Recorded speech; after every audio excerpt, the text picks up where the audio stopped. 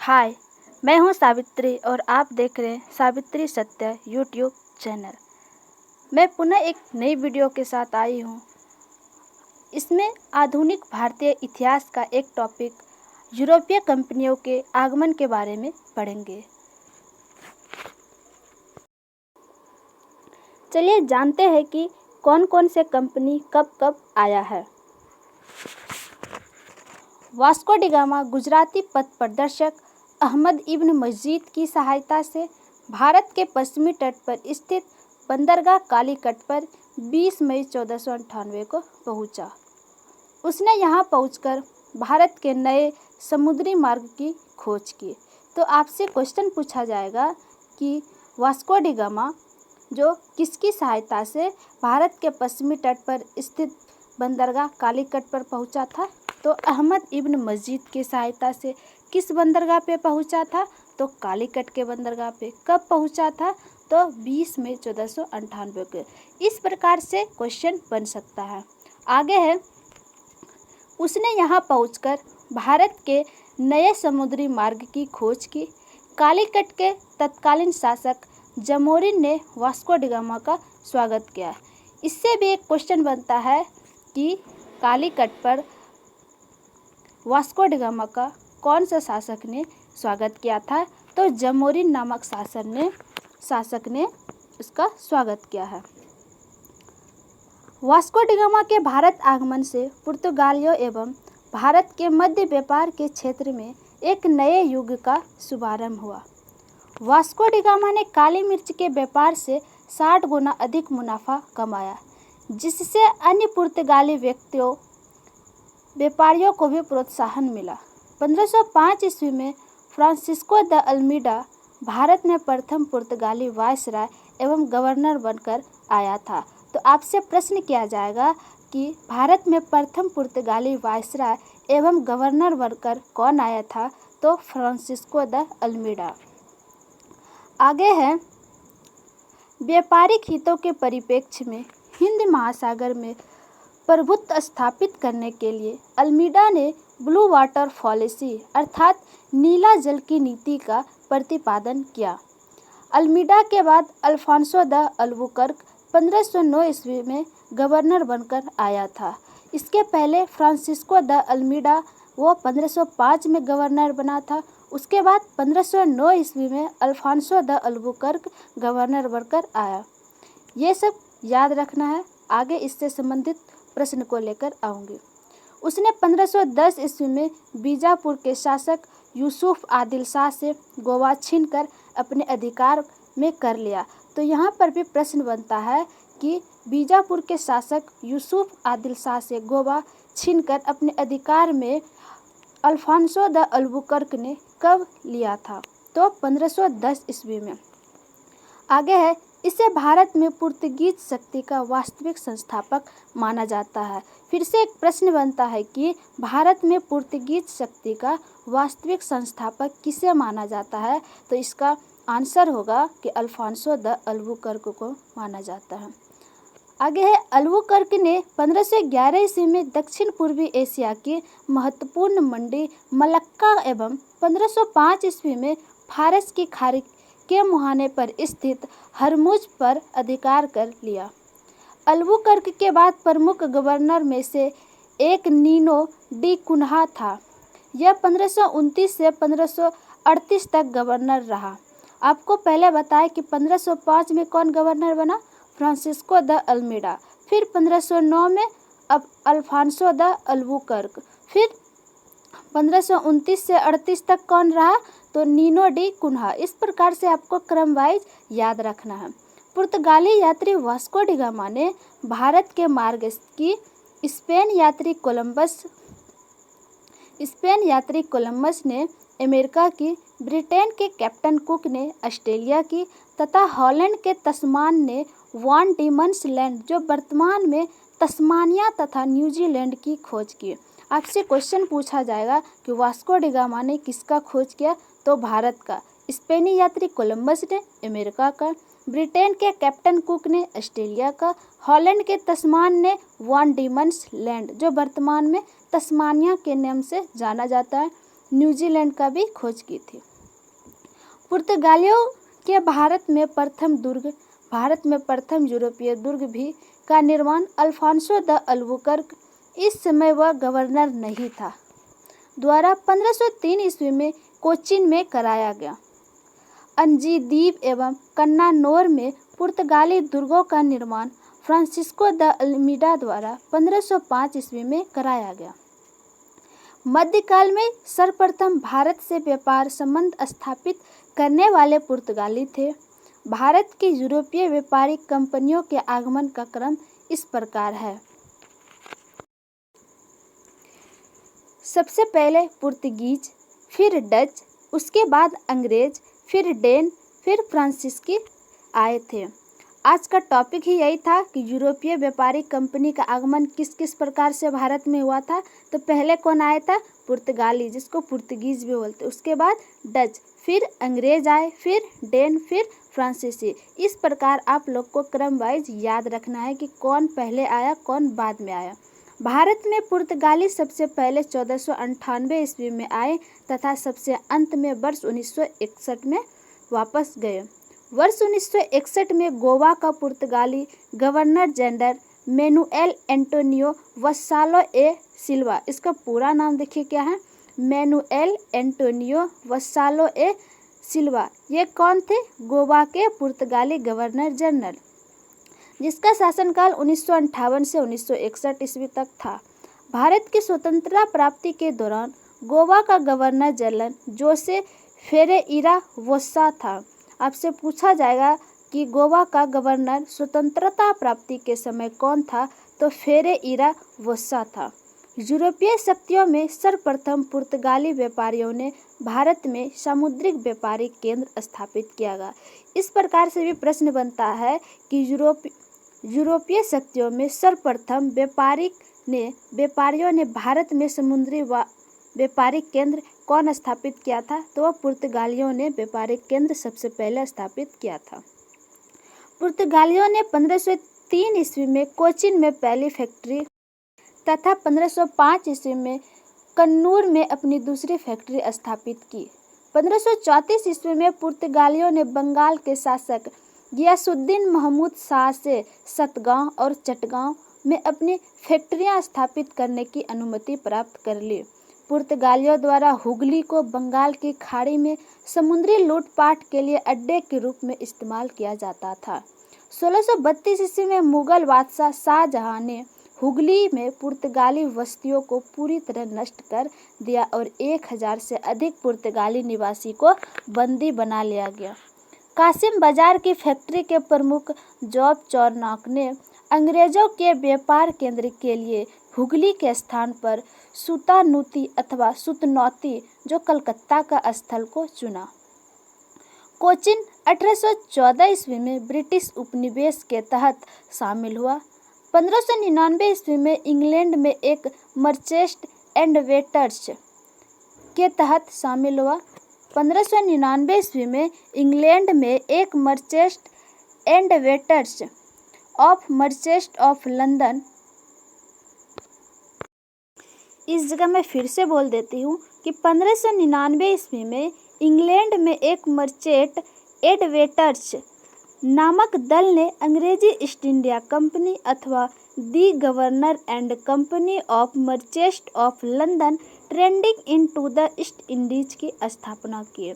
आपसे पूछा जाएगा कि अंग्रेजी ईस्ट इंडिया कंपनी को और किस नाम से जाना जाता है? तो उसका पूरा नाम है the governor and company of merchant of London trading into the east Indies की स्थापना कब हुई थी? तो दिसंबर 1600 ईस्वी में ब्रिटेन की महारानी एलिजाबेथ प्रथम ने इसे पूर्व के साथ व्यापार हेतु 15 वर्षों के लिए अधिकार पत्र प्रदान किया था।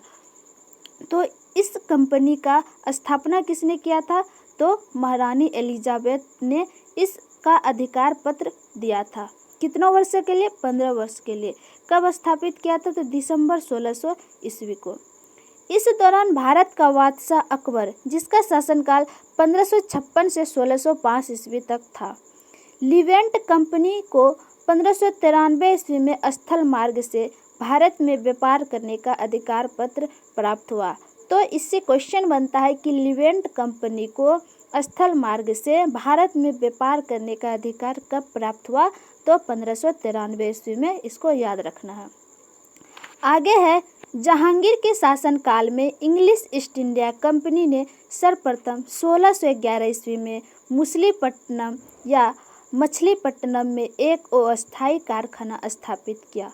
1613 ईस्वी में सूरत में स्थापित कारखाना अंग्रेजों का प्रथम अस्थायी कारखाना था। तो आपसे क्वेश्चन पूछा जाएगा कि सूरत में स्थापित कारखाना अंग्रेजों द्वारा कौन सा कारखाना था, वो अस्थायी या अस्थायी? तो इसका आंसर हो जाएगा अस्थायी कारखाना था।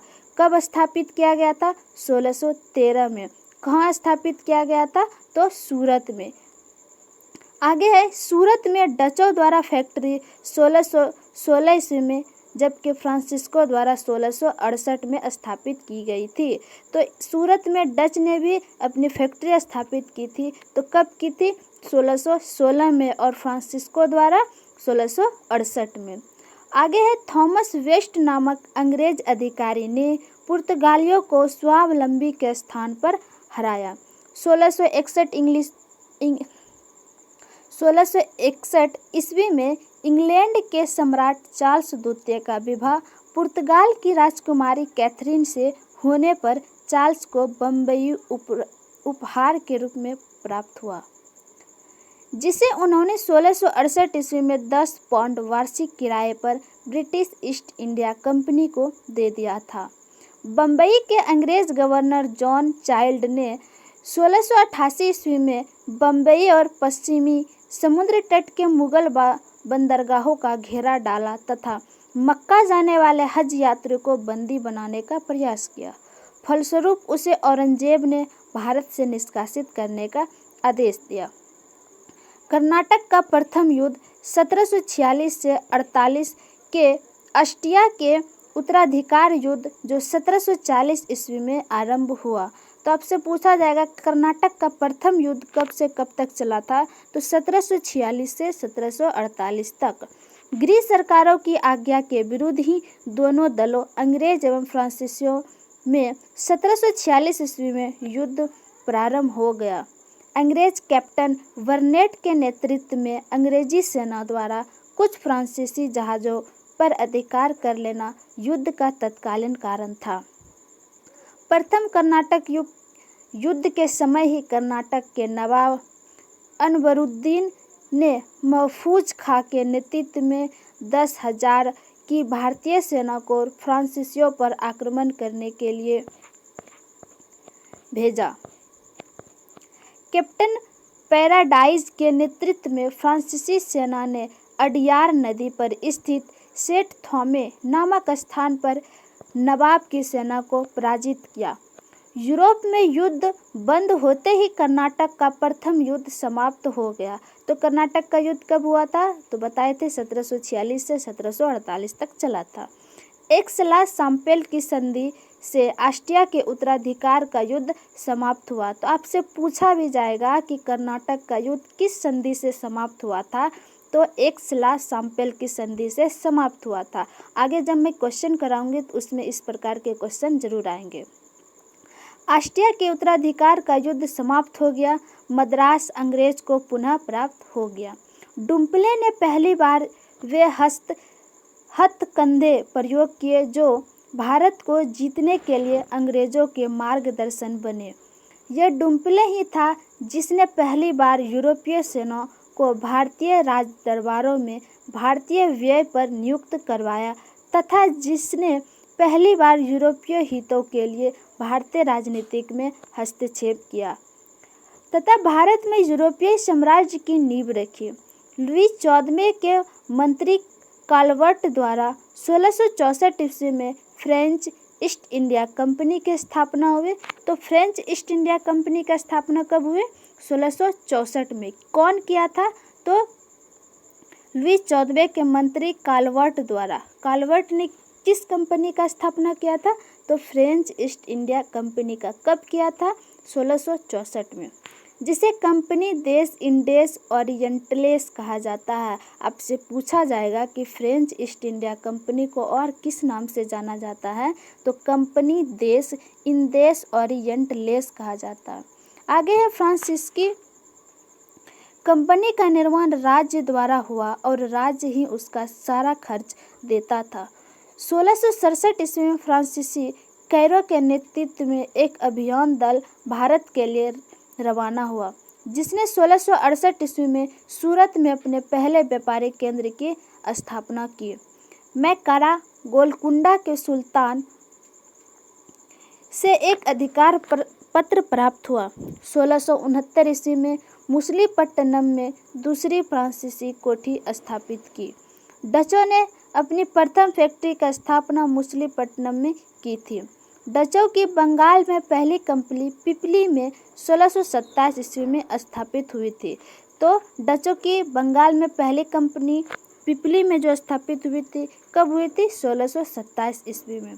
इसके कुछ ही दिनों बाद डच पिपली के बालासोर चले आए, परंतु बंगाल में डचों का व्यापार सही ढंग से 1653 में शुरू हुआ, जब उन्होंने चीन सुरा में अपनी कंपनी स्थापित की। चीन सुरा के डच किले को गुस्तावबुक पोर्ट के नाम से जाने जाते हैं। यूरोप वासियों को सर्वोत्तम सोरा और अफीम बिहार से प्राप्त होता है। इस प्रकार से क्वेश्चन बन सकता है कि यूरोप वासियों को सर्वोत्तम सोरा और अफीम किस राज्य से प्राप्त होती थी, तो वो बिहार से। इसको याद रखना है। अंग्रेजी शासनकाल में बिहार अफीम उत्पादन हेतु प्रसिद्ध था। भारत में यूरोपीय शक्तियों के आगमन का क्रम किस किस प्रकार से है, तो आगे भी बताए थे कि किस प्रकार से हैं, फिर बता देते हैं कि पुर्तगाल था, जिसको हम पुर्तगीज बोलते हैं, डच, अंग्रेज, डेन, फ्रांसीसी। कौन कौन था? पुर्तगीज, डच, अंग्रेज, डेन और फ्रांसीसी। जबकि इनकी कंपनियों की स्थापना के वर्ष निम्नानुसार है।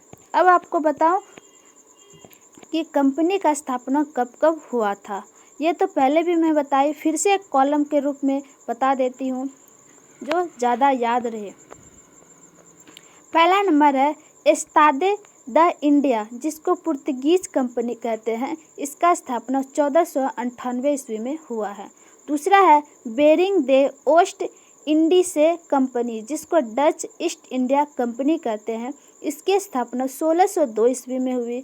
तीसरा है the governor and company of merchants of London trading into the east Indies, जिसको हम अंग्रेजी ईस्ट इंडिया कंपनी बोलते हैं। इसका स्थापना 1600 ईस्वी में हुआ।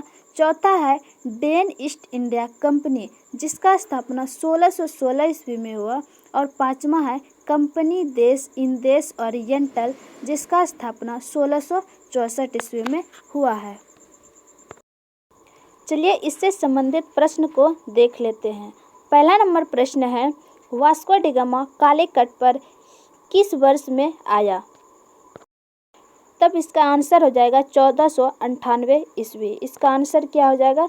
बी, 1498। इसके बारे में मैं पहले भी बताई। अगला क्वेश्चन है, इसके बारे में व्याख्या मैं पढ़ देती हूँ। मध्यकाल में सर्वप्रथम भारत से संबंध स्थापित करने वाले पुर्तगीज थे। प्रथम Portuguese Vasco D gamma Bharat के पश्चिमी तट पर स्थित बंदरगाह कालीकट पर 20 मई 1498 को पहुंचा। इसके बारे में तो मैं पहले भी बताई और प्रश्न भी देखिए आ गया। मैं बोली थी प्रश्न इस तरह से पूछा जाता है। उसने यहाँ पहुंचकर भारत के नए समुद्री मार्ग की खोज की। कालीकट के तत्कालीन शासक जमोरिन ने वास्को डी गामा का स्वागत किया था। पुर्तगाली व्यापारी ने भारत के कालीकट, गोवा, दमन द्वीप एवं हुगली के बंदरगाहों में अपनी व्यापारिक कोठियां स्थापित की। 1505 ईस्वी में फ्रांसिस्को द अल्मीडा भारत में प्रथम पुर्तगाली वायसराय एवं गवर्नर बनकर आया। व्यापारिक हितों के परिप्रेक्ष्य में हिंद महासागर में प्रभुत्व स्थापित करने के लिए अल्मीडा ने ब्लू वाटर पॉलिसी अर्थात नीला जल की नीति का प्रतिपादन किया। अगला 2 नंबर क्वेश्चन है कि निम्नलिखित में से कौन नीला जल योजना ब्लू वाटर नीति से संबंधित है? अभी तुरंत में व्याख्या में बताए कि ब्लू वाटर पॉलिसी किससे संबंधित है, तो वो हो जाएगा द अल्मीडा से। किससे संबंधित है? De Almeida. इसका ऑप्शन से हो जाएगा, सॉरी, इसका ऑप्शन हो जाएगा ए सही।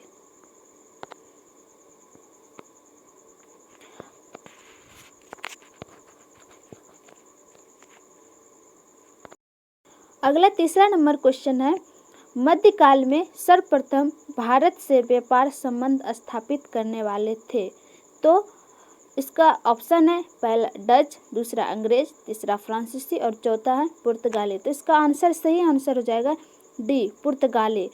मध्यकाल में सर्वप्रथम भारत में व्यापार संबंध स्थापित करने वाले थे तो पुर्तगाली। अगला चौथा नंबर क्वेश्चन है, वास्को डी गामा भारत कब आया था? फिर से क्वेश्चन रिपीट हुआ, तो पहला नंबर भी क्वेश्चन यही था कि वास्को डी गामा भारत कब आया था, तो इसका आंसर सी हो जाएगा। 1498 में वास्को डी गामा भारत आए थे।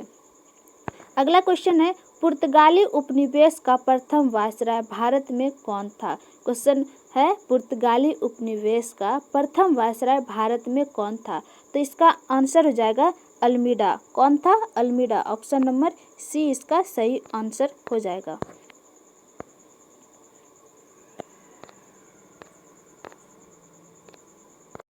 अगला छठा नंबर क्वेश्चन है, निम्नलिखित में से किसने वास्को डी गामा का कालीकट में स्वागत किया था? मैं जब आपको पढ़ा रही थी तब बताई थी कि इस प्रकार के क्वेश्चन आते हैं, और देखिए प्रश्न भी आ गया है। यह प्रश्न यूपी में पूछा है 2013 में। निम्नलिखित में से किसने वास्को डी गामा का कालीकट में स्वागत किया था? तो जमोरिन ने स्वागत किया था। इसका सही आंसर क्या हो जाएगा? सी। किसने स्वागत किया था? जमोरिन ने स्वागत किया था।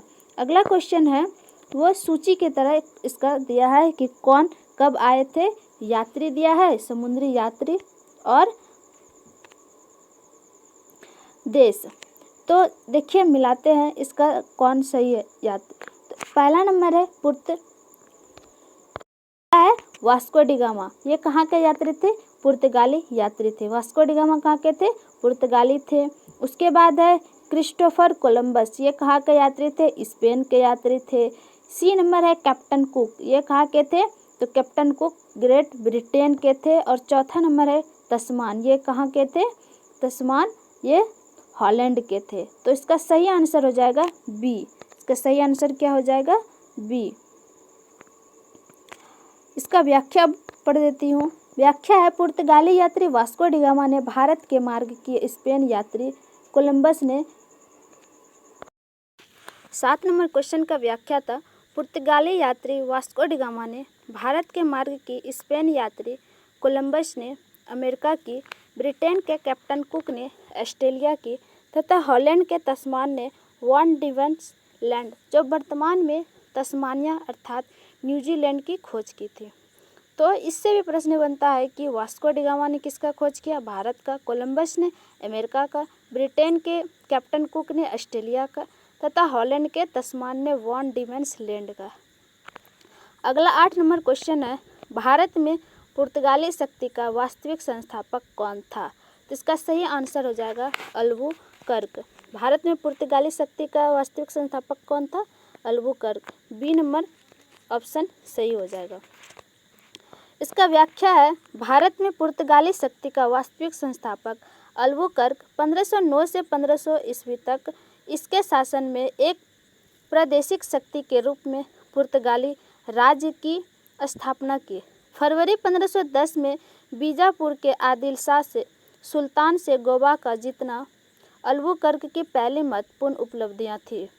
गोवा की विजय ने दक्षिण पश्चिमी समुद्री तट पर पुर्तगाली नौसैनिक प्रभुत्व पर मुहर लगा दी और उसके साथ ही भारत के क्षेत्रीय पुर्तगाली राज्य की स्थापना हुई।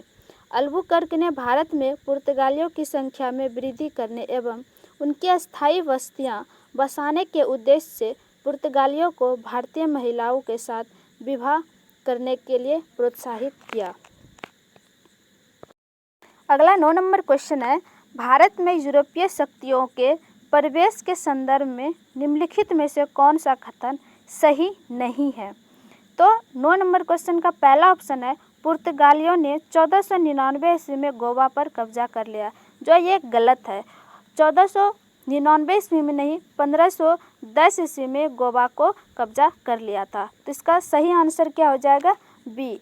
1499 ईस्वी में गोवा पर कब्जा नहीं किया था। इसका कब किया था? तो 1510 ईस्वी में गोवा पर पुर्तगालियों ने कब्जा किया था। इसका ए नंबर सही ऑप्शन हो जाएगा, इसका ए।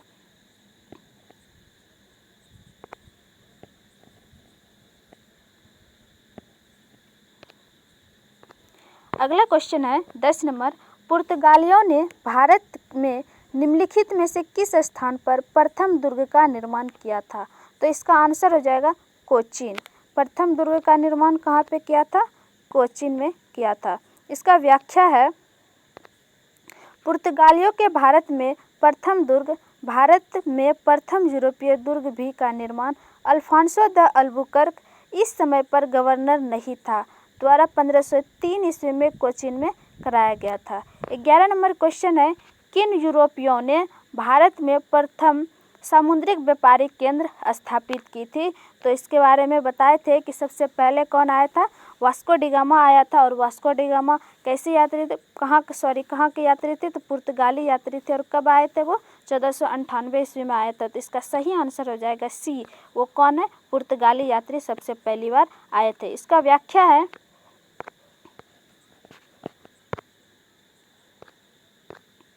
यूरोपीय शक्तियों में सर्वप्रथम पुर्तगाली व्यापारियों ने भारत में सामुद्रिक व्यापारिक केंद्र स्थापित किए।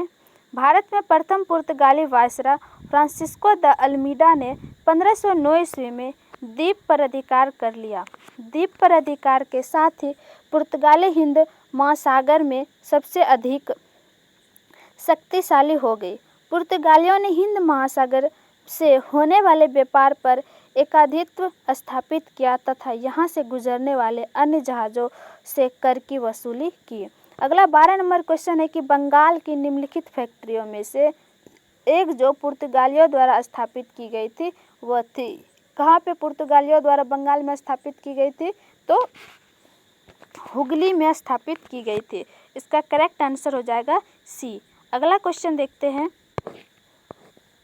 इसका व्याख्या दिया हुआ है, पुर्तगाली गवर्नर नीनो डी कुन्हा, जिसका शासनकाल था 1529 से 38 तक ये गवर्नर रहा था, मद्रास के निकट सेंट थोमी और बंगाल में हुगली में पुर्तगाली बस्तियां स्थापित कर भारत के पूर्वी समुद्री तट की ओर पुर्तगाली वाणिज्य का विस्तार किया। 1534 ईस्वी में पुर्तगालियों ने बंगाल के शासक गियासुद्दीन महमूद शाह से सतगांव और चटगांव में अपनी फैक्ट्रियां स्थापित करने की अनुमति प्राप्त कर ली। इसके साथ संपूर्ण बंगाल में अनेक पुर्तगाली बस्तियों की स्थापना की।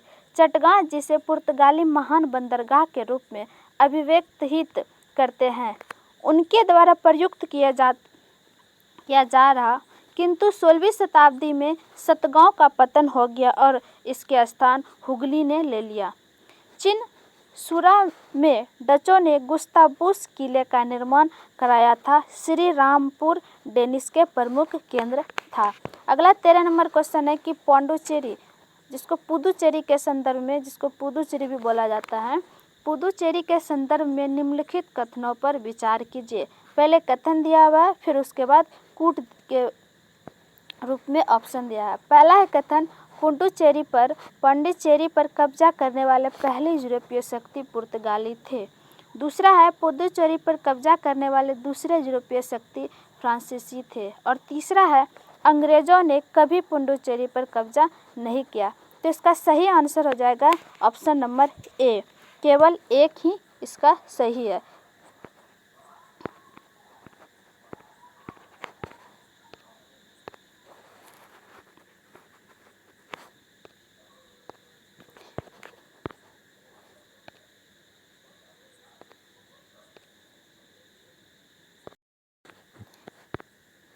इसका व्याख्या है, पांडिचेरी में सर्वप्रथम पुर्तगालियों ने अपना उपनिवेश स्थापित किया था। पांडिचेरी में इसके बाद डेस और डचों ने अपनी व्यापारिक कोठियां स्थापित की थी, जिसके बाद 1673 ईस्वी में फ्रांसीसियों ने यहाँ अपनी बस्ती स्थापित की। अंग्रेजों ने भी पांडिचेरी पर 1793 ईस्वी में कब्जा कर लिया और फिर 1814 ईस्वी में हुई पेरिस की संधि के तहत इसे फ्रांस को सौंप दिया। इस प्रकार केवल कथन एक ही सही है। अगला 14 नंबर क्वेश्चन है कि हुगली को बंगाल की खाड़ी में समुद्री लूटपाट के लिए किसने अड्डा बनाया था? तो किसने बनाया था? पुर्तगालियों ने अड्डा बनाया था। इसका आंसर हो जाएगा ए सही। अगला क्वेश्चन है 15 नंबर, बंगाल की खाड़ी में समुद्री डकैती हेतु हुगली का उपयोग कौन करता था? फिर से वही रिपीट क्वेश्चन हो गया। तो कौन करता था? पुर्तगाली करता था। इसका सी नंबर ऑप्शन सही हो जाएगा। अगला क्वेश्चन है 16 नंबर, निम्नलिखित में से कौन कलकत्ता का संस्थापक था? तो जब मैं पढ़ाने के क्रम में मैं बताई थी कि कलकत्ता का शासक कौन था, तो इसका सही आंसर हो जाएगा जॉब चार्नॉक। इसका करेक्ट आंसर हो जाएगा बी, जॉब चार्नॉक कलकत्ता का शासक था। आगे इसका व्याख्या दिया है, कासिम बाजार की फैक्ट्री के प्रमुख जॉब चार्नॉक ने अंग्रेज के व्यापार केंद्र के लिए हुगली के स्थान पर सुतानूती अथवा सुतनौती, जो कलकत्ता का स्थल को चुना। उसे ही कलकत्ता का संस्थापक माना जाता है।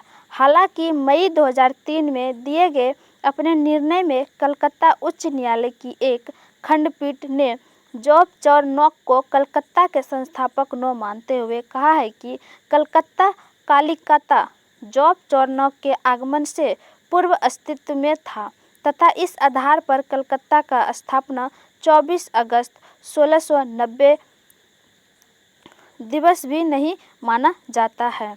अगला 17 नंबर क्वेश्चन है, कलकत्ता किसने बसाया था? फिर से रिपीट क्वेश्चन है, कलकत्ता किसने बसाया था? तो इसका आंसर हो जाएगा डी नंबर, जॉब चार्नॉक ने कलकत्ता को बसाया था। अगला 18 नंबर क्वेश्चन है, निम्नलिखित में से किस स्थान पर भारत में प्रथम नगर निगम स्थापित किया गया था? क्वेश्चन है, निम्नलिखित में से किस स्थान पर भारत में प्रथम नगर निगम स्थापित किया गया था? तो उसका आंसर हो जाएगा मद्रास। इसका आंसर हो जाएगा बी नंबर, मद्रास में स्थापित किया गया था। इसका व्याख्या है, आधुनिक भारत में पहला नगर निगम 1688 ईस्वी में मद्रास के पूर्व प्रेसिडेंसी शहर में स्थापित की गई थी। ये भी याद रखना है कब स्थापित की गई थी, तो 1688 ईस्वी में।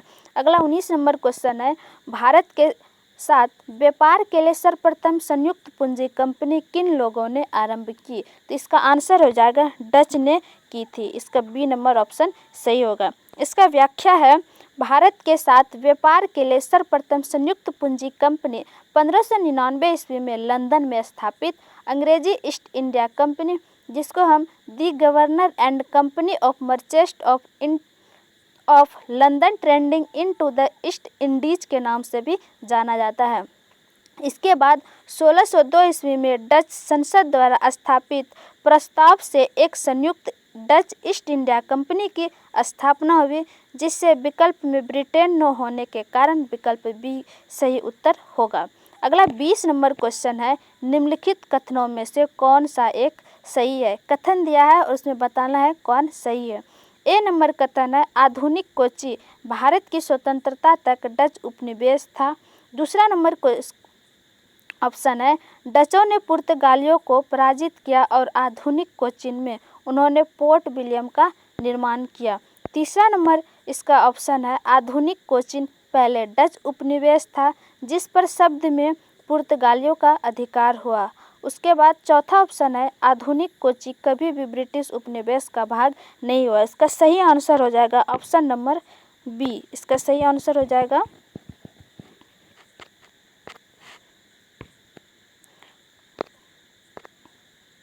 Option number B.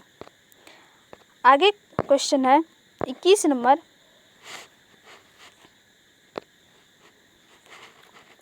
भारत में ईस्ट इंडिया कंपनी की सफलता का राज था। तो पहला नंबर ऑप्शन है, भारत में राष्ट्रीय भावना की कमी। दूसरा है, कंपनी की सेना को पश्चिमी प्रशिक्षण मिला तथा उसके पास आधुनिक हथियार थे। तीसरा नंबर है, भारतीय सैनिकों में राष्ट्रीय भावना का अभाव था, जिसके फलस्वरूप कोई जो उन्हें अच्छा वेतन दे अपनी सेवा में लगा सकता था। और चौथा नंबर ऑप्शन है, उपयुक्त में से तीनों। तो इसका सही आंसर हो जाएगा उपयुक्त में से तीनों। इसका व्याख्या है, उपयुक्त तीनों कारण में ईस्ट इंडिया कंपनी की सफलता में सहायता थे। ज्ञानतव्य से 1599 ईस्वी में इंग्लैंड में एक मर्चेंट एडवेंचर्स नामक दल ने अंग्रेजी ईस्ट इंडिया कंपनी अथवा the governor and company of merchants of London trading into the east Indies की स्थापना की। अगला 22 नंबर क्वेश्चन है, निम्नलिखित ब्रिटिश कंपनियों में से किसे भारत में व्यापार करने का पहला अधिकार प्राप्त हुआ था? तो इसका सही आंसर हो जाएगा लिवेंट कंपनी को। किसे हुआ था? लिवेंट कंपनी को। इसका ए नंबर ऑप्शन सही हो जाएगा। अगला क्वेश्चन है, इसका व्याख्या दिया है, लिवेंट कंपनी को 1593 ईस्वी में स्थल मार्ग से भारत के व्यापार करने का अधिकार पत्र प्राप्त हुआ था।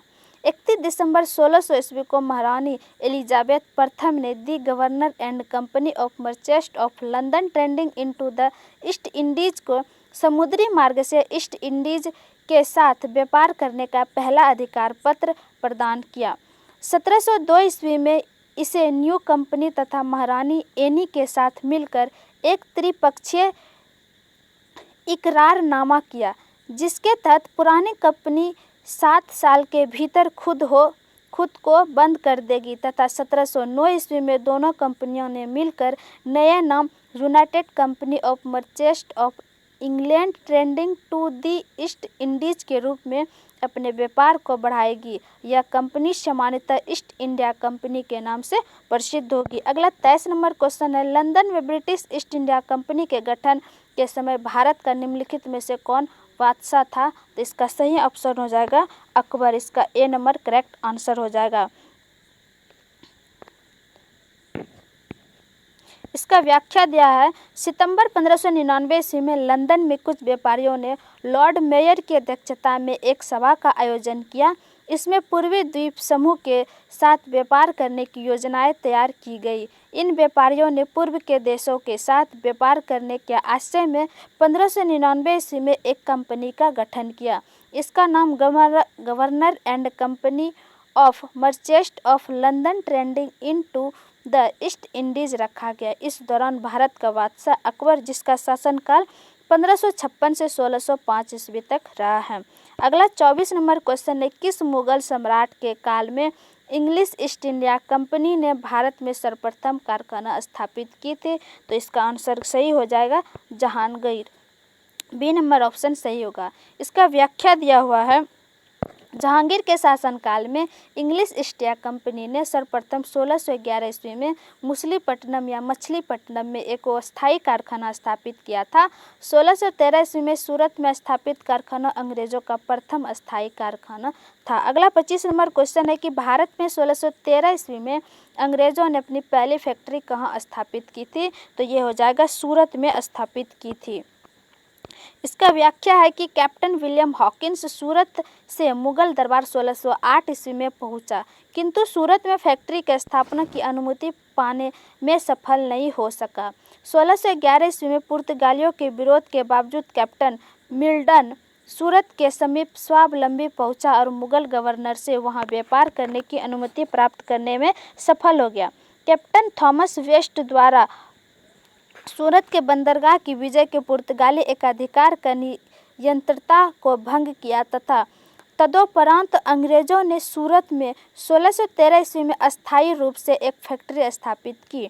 यहाँ से अंग्रेजों ने अपने व्यापार को देश के दूसरे भागों में फैलाया तथा शीघ्र ही अहमदाबाद, बुरहानपुर, अजमेर तथा आगरा में सहयोगी फैक्ट्रियाँ स्थापित की।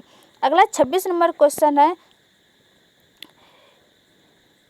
इंग्लिश ईस्ट इंडिया कंपनी का कारखाना के कारखाने स्थित थे? ऑप्शन है, पहला नंबर भरूचू, दूसरा है चिकाकोल, तीसरा है त्रिचिनोपोली। इनमें आंसर एक नंबर सही हो जाएगा। ऑप्शन नंबर ए, केवल एक ही सही है, वो होगा भरूच, ऑप्शन ए। अगला क्वेश्चन है,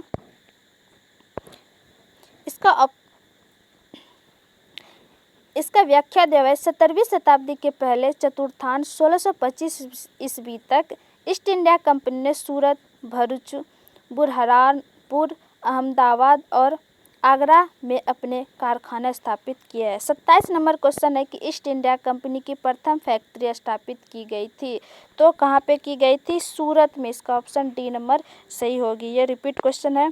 अगला 28 नंबर क्वेश्चन है, निम्नलिखित में से किस अंग्रेज अधिकारी ने पुर्तगालियों को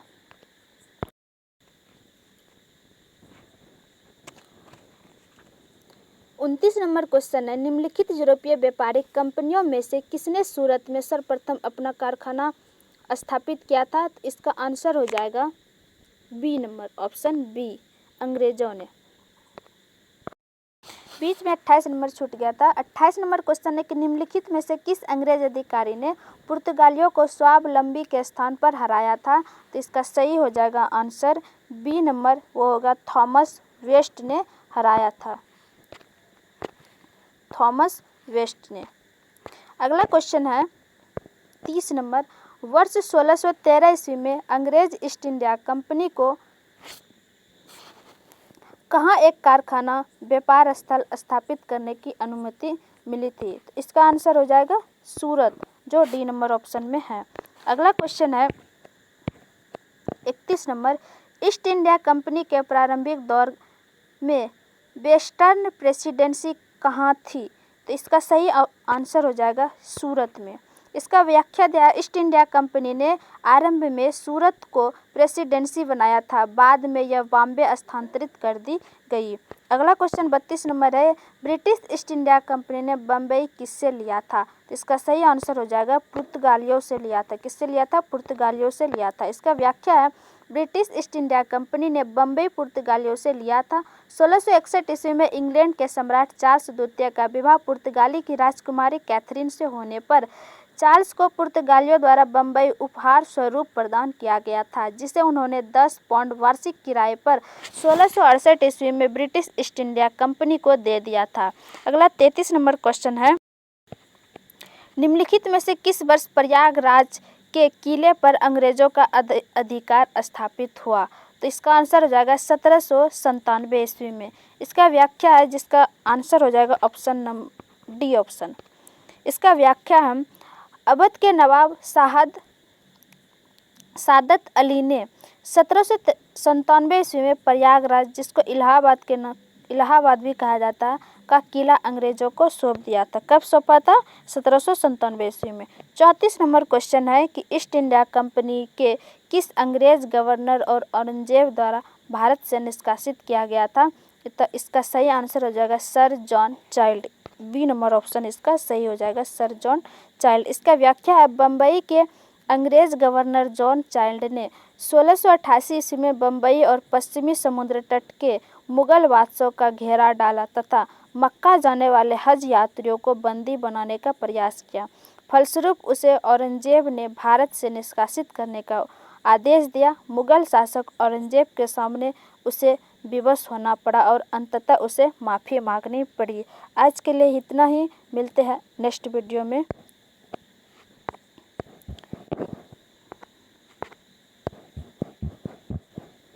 धन्यवाद।